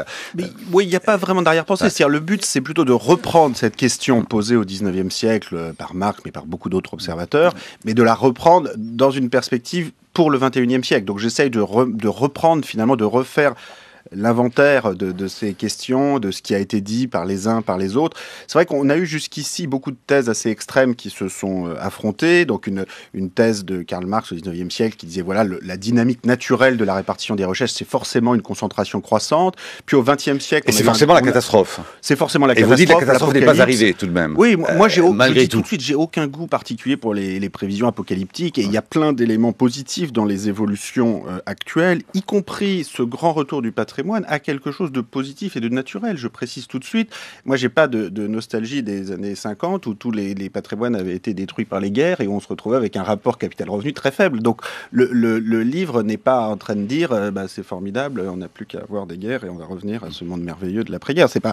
Donc dans ce retour des patrimoines qu'on a en ce début du XXIe siècle, il y a quelque chose de positif, sauf que ça crée des structures inégalitaires qu'on croyait avoir oubliées, c'est-à-dire qu'on croyait avoir dépassé. C'est-à-dire il faut bien, peut-être le point le plus important du livre, et c'est qu'on a besoin de cette remise en perspective. 47% de la population mondiale vit avec seulement, et c'est incroyable, $1 par jour. Aujourd'hui, seulement, et c'est encore trop bien entendu, 22% de trop de la population mondiale qui vit avec $1 par jour. C'est dire que entre 90 et aujourd'hui, dans ces 20 ans où vous dites que l'écart entre les hauts et les bas revenus s'est beaucoup augmenté, et vous avez raison sur le papier, eh bien, en fait, les plus pauvres ont pu sortir pour moitié d'entre eux, de l'extrême pauvreté. C'était un objectif du millénaire. C'est parti des objectifs du millénaire. Non, mais moi je le conteste pas. Le 21e siècle, c'est à la fois un espoir formidable, la fin de la pauvreté dans le monde. On n'a jamais aussi mieux vécu dans les pays riches et les pays pauvres s'améliorent. Donc il y a des choses formidables. Simplement, vous avez en même temps que cet immense espoir, vous avez des inégalités tout aussi disproportionnées avec des individus aussi riches que des pays et qui s'enrichissent de plus en plus. Donc, à nouveau, je veux attirer votre attention sur ce point, Monsieur Delsol. Si vous avez un taux de croissance des plus hauts patrimoines, qu'importe qu'il soit de 6, 7, 8 % par an, mais à partir du moment où il est 3, 4 fois plus élevé que le rythme de la croissance économique, quel est votre mécanisme régulateur? Votre mécanisme régulateur, ça a l'air d'être, voilà, il n'y a rien à faire, éventuellement. En tout cas, il ne sera pas personnes... pour l'impôt progressif. Oui, mais vous me dites, et dont ces personnes à payer encore moins d'impôts, et tout ira encore mieux. Bon, c'est très bien, mais c'est un petit peu perso quand même. En fait, l'impôt progressif, il existe, car l'ISF aujourd'hui en France est progressif. Ça n'empêche pas ces et ce qui est extrêmement d'ailleurs grave en France, c'est qu'on a à la fois l'impôt sur la fortune et les droits de succession très élevés, 45% dans la dernière tranche. Alors que par exemple en Suisse, vous avez un impôt sur la fortune qui n'est pas négligeable, mais vous n'avez pas de droit de succession en ligne directe. Et dans beaucoup d'autres pays, c'est la même chose. Je veux juste poser une question très simple, M. Delsol. Comment se fait-il qu'avec tous ces impôts spoliateurs, après tout avoir payé tous ces impôts, ces patrimoines progressent de 7-8% par an dans tous les pays pour lesquels on expose des classements? Il y a un moment où vous êtes obligé de regarder les faits. C'est-à-dire que ces impôts sont horribles, mais visiblement, qu'est-ce que ce serait dans ce cas-là? À combien on progresserait? Vous savez, d'après les comptes qui ont été déposés par un certain nombre de personnes, Warren Buffett aux États-Unis, Liane Bettencourt, ces impôts, on a des taux d'imposition effectifs à ces niveaux de patrimoine où vous avez une optimisation fiscale extraordinaire, des taux d'imposition effectifs qui sont extrêmement faibles. Warren Buffett dit je paye moins que ma secrétaire, ça m'embête un petit peu. Donc, ce qui est évidemment faux, d'ailleurs. Bon, écoutez, restons aux faits qui sont les taux de progression de ces patrimoines, donc après impôt. Ces patrimoines progressent à 7-8% par an. Donc vous voulez nous dire que c'est pas assez? Mais je vais vous expliquer pourquoi. Alors, Jean-Philippe Delsol. En réalité, une personne n'a pas besoin de revenus au-delà de ce qu'elle a besoin de dépenser. Et donc, quand quelqu'un est riche, il ne prend comme revenu que ce dont il a besoin. Le reste, c'est son capital qui peut augmenter quand il est réussi. Il peut aussi, d'ailleurs, baisser quand il perd, quand il ne fait pas les bons choix. Et donc, en fait, son patrimoine augmente, mais son revenu reste globalement stable, et c'est la raison pour laquelle il y a la distorsion que vous évoquez. Ce que je voudrais souligner, c'est que, en fait, ceux qui arrivent à gagner 7 à 8% par an, ce sont ceux qui investissent dans les entreprises qui ont du succès. c'est-à-dire ceux qui font les bons choix, ceux qui favorisent l'innovation. Car en réalité, les Bill Gates et même les Bettencourt, ce sont des gens qui ont innové et qui n'ont pas cessé d'innover. Car quand une entreprise cesse d'innover, elle ne gagne plus. Ils ont créé elle des emplois. Chute. Ils ont donc créé des emplois. Ils ont créé en fait de la richesse chez les sous-traitants, dans leur environnement. Et c'est ça qui est important. Oui, enfin, moi, j'ai rien contre cette vieille dame qu'est Liliane Bettencourt, mais je crois pas quand même que vous puissiez dire sérieusement qu'elle ait énormément innové au cours des 50 dernières années, personnellement. En tout cas, donc je pense que si le L'Oréal a énormément innové. Mais L'Oréal, mais c'est autre chose. L'Oréal, c'est des dizaines de milliers de salariés, monsieur. Il faut pas L'Oréal, c'est son entreprise. Elle a laissé son argent dans L'Oréal. Ce sont les dizaines de milliers de salariés, d'ingénieurs et de managers bien aussi. Sûr. On ne réussit jamais tout seul, vous savez. Mais là, c'est plus que ça. Alors, attendez, je voudrais quand même à ce stade-là, de toute façon, pointer quelque chose qui est quand même très important dans votre livre, c'est que vous dites que du coup, évidemment, c'est ce à quoi tend le livre, c'est qu'il y a tout de même il y a eu une sorte de mirage de nos sociétés qui promettait au fond la richesse et un avancement, on va dire, dans sa vie, qui était dû plus à la méritocratie qu'à l'héritage. Et vous dites au fond que c'est quand même l'héritage qui gagne et que la méritocratie qu'on invoque depuis au moins 1789, ne fonctionne pas et qu'elle est totalement phagocytée par la question tout de même de l'héritage. Oui, alors la croissance a permis des choses extraordinaires et les niveaux de vie aujourd'hui sont bien meilleurs que ce qu'ils étaient avant et beaucoup de choses vont encore s'améliorer. Moi, je ne suis pas dans le catastrophisme et l'apocalypse. Simplement, c'est vrai qu'il y a un espoir méritocratique très fort qui a eu lieu au cours du XXe siècle qui était en partie fondé sur des illusions. C'est-à-dire qu'il y a un espoir, comme on disait tout à l'heure, sur le remplacement du patrimoine par le capital humain, un remplacement du propriétaire par le cadre méritant, une montée en avant des compétences, qui était en partie une illusion pour la raison suivante. C'est-à-dire que, évidemment, les compétences, les qualifications humaines sont beaucoup progressées sur un siècle, mais les formes de patrimoine non humain ont également énormément progressé. C'est-à-dire qu'on a beaucoup plus de patrimoine immobilier, d'équipements, de machines, de brevets. Et donc, finalement, au total, l'équilibre entre le capital humain et le capital non humain ne s'est pas transformé, ou en tout cas ne s'est pas transformé dans les proportions qu'on imagine. Et finalement, on se retrouve aujourd'hui avec une importance du capital immobilier financier qui n'est effectivement pas très loin du monde de Balzac et de Vautrin. Donc moi j'essaye surtout dans ce livre de raconter ces illusions, de montrer comment les représentations, y compris dans la littérature, se sont transformées au fur et à mesure de ces transformations, et surtout qu'il n'y a pas de raison naturelle pour lequel cette structure d'inégalité à très long terme. La rationalité économique ne mène pas forcément à la rationalité démocratique et méritocratique, quoi. C'est ça qu'il faut bien comprendre. Un petit extrait pour justement aussi, au fond, être fidèle à l'esprit de votre livre, qui cite beaucoup la littérature, Jane Austen, et on l'a dit, Balzac. Écoutez cet extrait du Père Goriot, c'était le téléfilm réalisé par Guijeur en 1972. C'est le moment du complot avec Rubempré, Vautrin. Écoutez-moi bien. Moi, voyez-vous, j'ai une idée. Mon idée est d'aller vivre de la vie patriarcale au milieu d'un grand domaine. 100 000 arpents, par exemple. Aux États-Unis. Dans le sud. Je veux m'y faire planteur. Je possède en ce moment 50 000 francs, qui me donneraient à peine 40 nègres. J'ai besoin de 200 000 francs parce que je veux 200 nègres. Des nègres, voyez-vous, c'est des enfants tout venus dont on fait ce qu'on veut. Avec ce capital noir, en 10 ans, j'aurai 3 ou 4 millions. Si je réussis, personne ne me demandera qui es-tu. Je serai monsieur 4 millions, citoyen des États-Unis. J'aurai 50 ans, je ne serai pas encore pourri. Je m'amuserai. À ma façon. En 2 mots, si je vous procure une dot d'1 million, me donnerez-vous 200 000 francs. 20% de commission, hein? Est-ce trop cher? Vous vous ferez aimer de votre petite femme. Une nuit, après quelques singeries, vous déclarerez entre 2 baisers 200 000 francs de dette à votre femme en lui disant mon amour. Vous avez un contrôle des capitaux à la sortie qui est extrêmement strict. Vous avez aussi un contrôle des capitaux à l'entrée qui est extrêmement strict. Alors, je ne dis pas du tout que ce soit une bonne solution, parce que pour l'occurrence, ça fait des inégalités à l'intérieur gigantesques, et je ne suis pas sûr que ce soit très stable politiquement éternellement. Mais c'est pour dire qu'il y a d'autres solutions que la coopération internationale que je décris. Simplement, ces autres solutions me semblent illusoires, et finalement beaucoup plus dangereuse que la solution coopérative que je décris. Jean-Philippe Delsol. La question, en fait, est celle de la perspective dans laquelle on se place. Thomas Piketty souhaite il dit que ce serait la perfection, un gouvernement mondial pour assurer le prélèvement de l'impôt. Mais en réalité, moi je pense au contraire qu'il faut la concurrence entre les États, entre ceux qui prélèvent l'impôt, pour protéger le contribuable. Parce que la concurrence entre les États est aussi bonne pour les contribuables que la concurrence entre les entreprises l'est pour les consommateurs. Il ne s'agit pas de dire qu'il faut encourager évidemment la fraude des contribuables. Il faut au contraire la contrôler et éviter qu'elle se produise.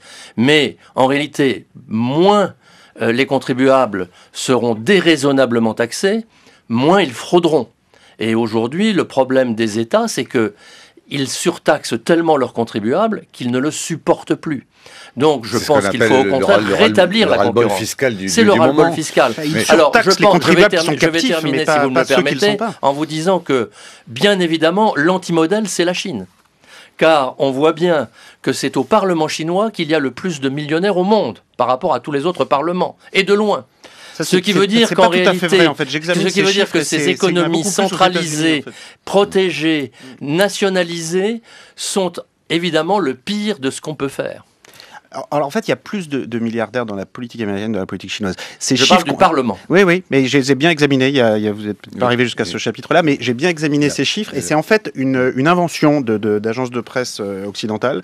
Et si on regarde sérieusement les données dont on dispose, je ne dis pas du tout qu'il n'y a pas de millionnaires en Chine, mais je vous assure que la politique américaine est à un niveau de patrimoine relativement au pays qui est beaucoup plus décroché par rapport à la moyenne qu'en Chine. Donc c'est pas du tout pour faire l'apologie de la Chine, qui n'est pas du tout un état de droit.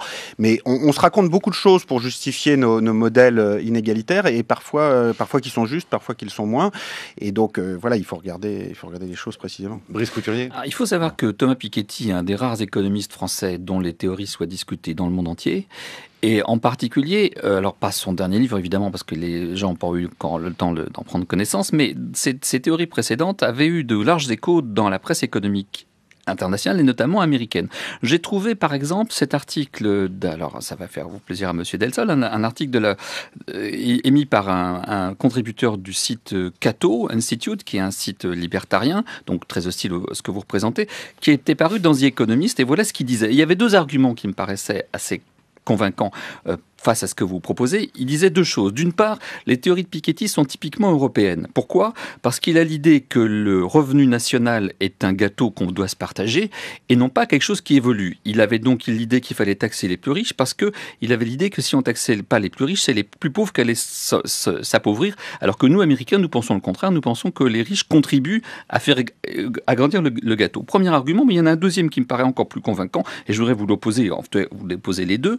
C'est l'idée que si on impose des taxes importantes, des impôts importants sur le capital des entrepreneurs, on va dissuader ces entrepreneurs de réinvestir leur argent, comme l'ont fait par exemple les manias de l'économie numérique, qui ont, comme on sait, nourri la Silicon Valley en finançant des startups. Qui nous dit l'auteur de cet article qui est Chris Edwards, qui nous dit que l'État sera un investisseur plus intelligent que ces entrepreneurs qui, eux, ont su voir que dans la Silicon Valley, il y avait ces startups à faire vivre. Thomas Piketty. Oui, enfin, moi, j'ai pas proposé de mettre le ministre de l'Industrie à la place de la Silicon Valley. Hein. Alors, écoutez, évidemment, on a besoin d'entrepreneurs, et j'ai aucune passion pour l'égalité absolue. Simplement, comme le dit l'article 1 de la Déclaration de 1789, les distinctions sociales doivent être fondées sur l'utilité commune. C'est-à-dire que les inégalités sont admissibles dans la mesure où elles sont utiles à tout le monde. Et c'est là qu'il faut regarder les choses très, très précisément, et on peut pas juste dire n'importe quel niveau d'inégalité auquel nous conduit le marché est forcément bon et l'harmonie naturelle prévaudra quoi qu'il arrive. On peut pas faire cette hypothèse tout simplement parce qu'on a aujourd'hui un rythme de progression des patrimoines les plus importants qui n'est pas tenable à long terme. Et je pense que M. Delsol ou toute personne de bonne foi vous le démontrez de façon est obligé de constater évidente. que les choses ne peuvent pas continuer à ce rythme-là. C'est-à-dire que quand vous avez dans tous les pays du monde où on fait des classements de patrimoine, les patrimoines les plus importants qui progressent à 7-8% par an, aussi bien des patrimoines hérités que des patrimoines entrepreneuriaux. Alors, et à un moment, la distinction n'est plus vraiment pertinente d'ailleurs parce que, évidemment, vous avez toujours des entrepreneurs. Vous n'en avez pas 80%, comme vous disiez, c'est plutôt la moitié ou 30 ou 40%. J'essaye d'examiner les chiffres avec leurs limites. Mais dans tous les cas, vous savez, la vie est longue. Donc, entre le moment où vous avez fait votre invention à 40 ans et 90 ans, et les patrimoines continuent de progresser tout seul à des rythmes qui sont actuellement de l'ordre de 7-8% par an au-dessus de l'inflation. il y avait encore le classement Forbes la semaine faites, dernière, le classement Challenge en France. Cet été, vous avez des classements en citez Allemagne, vous-même au Royaume-Uni, dans tous les Forbes. pays du monde. Donc si vous avez 7-8% de croissance par an, de tous les plus hauts patrimoines en moyenne, en comptant ceux qui descendent, mais il y en a des nouveaux qui montent. Donc au total, si vous prenez un groupe constant en termes de pourcentage de la population des patrimoines les plus élevés, que vous avez cette progression à 7-8% par an, alors que le patrimoine moyen, le revenu moyen progresse de 1 ou 2% par an, vous comprenez bien que vous allez en quelques dizaines d'années sur un niveau de concentration patrimoniale qui n'est pas tenable démocratiquement et qui n'est pas utile économiquement. Parce que, juste remontons un petit peu en arrière, et c'est à ça que sert l'histoire. Est-ce que vous me direz, Monsieur Delsol, que en 1910, quand vous avez 70% du patrimoine légué à Paris chaque année, qu'il l'est par les 1% des décédants les plus riches en patrimoine, est-ce que vous allez me dire que ce niveau de concentration du patrimoine est indispensable pour le dynamisme économique? Est-ce que vraiment vous y croyez? Allez, Jean-Philippe Delsol. Alors, je pense que vous avez raison sur le fait que, globalement, l'argent va à l'argent, disons. C'est-à-dire que ceux qui sont les plus riches ont peut-être plus de facilité, s'ils sont riches, à s'enrichir encore. Et deuxièmement, vous avez noté, et là je partage totalement votre point de vue, l'allongement de la durée de vie. En réalité, je dirais qu'au-delà des lois économiques, dont il faut toujours un peu se méfier tout de même, parce qu'elles ne s'appliquent qu'à des hommes, il y a précisément l'homme, et c'est l'homme qui est important. Il y a des gens qui ont l'habileté à s'enrichir, et d'autres non. Et l'allongement de la durée de vie ça, c'est a favorisé... C'est Vautrin chez Balzac. Mais je crois que l'allongement de la durée de vie a favorisé donc l'enrichissement, parce que en fait, celui qui est habile à s'enrichir vit aujourd'hui, dans sa vie d'homme mûr, 2 fois plus qu'il y a seulement 2 générations, ce qui veut dire qu'il a 2 fois plus de temps pour s'enrichir. Et c'est un facteur à prendre en compte.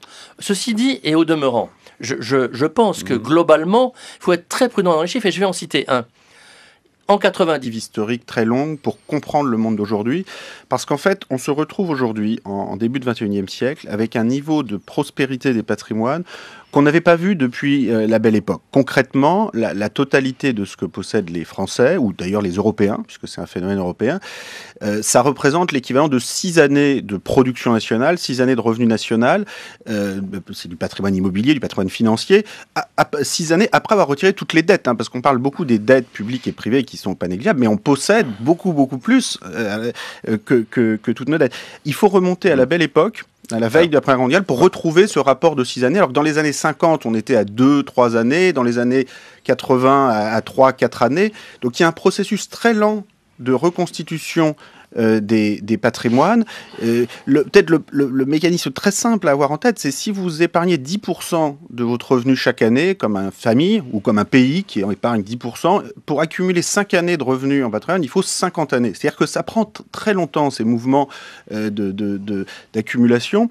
Alors, on avait cru pendant les 30 Glorieuses qu'on était passé un petit peu à un capitalisme sans capital, et où les inégalités patrimoniales du passé, en particulier l'héritage, avaient disparu, et on pouvait tous construire par soi-même, et c'était merveilleux. Et bon, c'était peut-être merveilleux, mais c'était surtout parce que des patrimoines du passé avaient été dévastés. Et donc, ce sont les guerres qui ont fait table rase du passé au XXe siècle. Donc, c'est extrêmement important, ça, dans votre livre, tout de même, à chaque fois, l'importance des guerres, qui, aussi terribles soient-elles, aussi funestes soient-elles, remettre, entre guillemets, les pendules à zéro, quoi, les compteurs à zéro. Oui, mais de façon tragique, moi je ne fais pas l'apologie de ce modèle de régulation. Non, mais le fait est que, voilà, après les guerres, il se passe des phénomènes d'activité économique qui font que tout d'un coup, on se dit qu'effectivement les sociétés sont un peu moins inégalitaires et qu'il y a une sorte de croissance qui profite un peu à tout le monde. Oui, c'est vrai que la période des 30 Glorieuses était exceptionnelle d'au moins 2 points de vue. Le premier, c'est que l'héritage était faible, simplement parce que beaucoup de patrimoine étaient détruits. Donc dans les années 50-60, il y avait beaucoup moins à hériter que d'habitude, qu'avant la Première Guerre mondiale et qu'aujourd'hui. Et donc les gens accumulaient plus par eux-mêmes, devenaient propriétaires par eux-mêmes. Aujourd'hui, je ne sais pas si vous avez remarqué, mais à Paris ou dans les grandes villes, si vous voulez devenir propriétaire par vous-même uniquement avec votre salaire, vous avez intérêt à ce que ce soit un très bon salaire. Et les donations, successions rejouent un rôle pour les générations nées dans les années 70-80, beaucoup plus importante que pour celles de leurs parents et pour les générations nées dans les années 20-30, pour qui l'héritage comptait beaucoup moins. Et puis le deuxième leg des 30 Glorieuses qui a beaucoup marqué nos perceptions, c'est cette croissance incroyable de 5% par an pendant les 30 Glorieuses. Et ça a duré tellement longtemps, en gros de 1950 à 1980, qu'on comprend toujours pas qu'on en soit vraiment sorti. Et on se dit toujours, bon, on va y revenir. Et vous dites que la croissance ne dépassera jamais 1 ou 2%. Oui, ce rythme très fort de 5% par an correspondait à une situation de rattrapage. C'est-à-dire que l'Europe s'était suicidée de 1914 à 1945. Non seulement avait détruit ses patrimoines, mais avait pris un retard de développement, notamment par rapport aux États-Unis, qui a été comblé de 1950 à 1980. Et c'est uniquement dans ce type de situation de rattrapage qu'on a des croissances aussi vertigineuses de 5% par an, ou de même en Chine aujourd'hui. Donc c'est très positif, ces processus de rattrapage, mais par définition, ça ne peut pas durer éternellement. Et dès lors qu'on est à la frontière technologique mondiale, il n'y a pas d'exemple de pays qui croissent à plus de 1% en production par habitant, 1,5% peut-être de façon durable. Il faut bien se rendre compte que, en fait, c'est déjà pas si mal parce que peut-être il faut mieux le mettre. C'est toujours très abstrait ces débats sur le taux de croissance. On nous serine sur des petites variations au dixième de pourcentage près. Une façon plus concrète peut-être de voir les choses, c'est de le regarder par génération. C'est-à-dire que 1% de croissance pendant 30 ans, ça veut quand même dire que sur une génération, vous avez 30-35%, donc un tiers de l'économie qui a été renouvelée. Bon, c'est beaucoup, un tiers de l'économie qui est renouvelée chaque génération. Donc, il faut pas s'attendre à beaucoup plus. Et même pour avoir ça durablement, il va falloir quand même inventer des énergies plus propres que ce qu'on a là. Enfin, toujours est-il que 1% par an, c'est beaucoup plus faible que le rendement du capital. Et c'est ça la notion qui joue un rôle important dans ce livre. C'est que ce que rapporte un capital au cours d'une année en moyenne, même si ce n'est ne serait-ce que 4% ou 5%, et pour des très hauts patrimoines, ça peut être beaucoup plus élevé que ça, mais ne serait-ce que 4-5% par rapport à un taux de croissance de 1%, ça crée une situation très étrange dans laquelle le passé dévore l'avenir d'une certaine façon. C'est-à-dire que les inégalités de patrimoine et les patrimoines accumulés dans le passé, naturellement, se recapitalisent plus vite que la croissance, c'est-à-dire se recapitalise plus vite que n'augmente la production et donc les salaires, les revenus issus de cette production. Le patrimoine engendre le patrimoine. Enfin, le patrimoine engendre le patrimoine, et c'est une logique qui a été... C'est L'Oréal. Alors, comme exemple. On a cet exemple de cette fortune de Liliane Bettencourt qui passe de 2 milliards d'euros en 1990 à 25 milliards en 2010, donc c'est Bill Gates par plus de 10. Qui passe de 3 aussi à 50, je sais plus. Alors, ce qui est un peu perturbant, c'est que c'est vrai que la fortune de Liliane Bettencourt augmente très exactement dans les mêmes proportions que celle de Bill Gates sur les 20 dernières années, ce qui est perturbant, parce qu'on aimerait tous que la fortune soit un peu plus affaire d'activité entrepreneuriale. Mais c'est vrai que passer un certain seuil, passer un certain niveau de patrimoine, l'accumulation, d'après toutes les données dont on dispose, parce que moi j'essaye surtout d'analyser les données que j'ai, si on me présente de données, je les analyserai tout aussi bien. J'ai pas d'a priori sur cette question, simplement je constate qu'on a un taux de reproduction des patrimoines qui n'est pas compatible avec la croissance économique à très long terme. Et donc c'est quelque chose en fait qu'on avait... Et qui du coup crée les inégalités.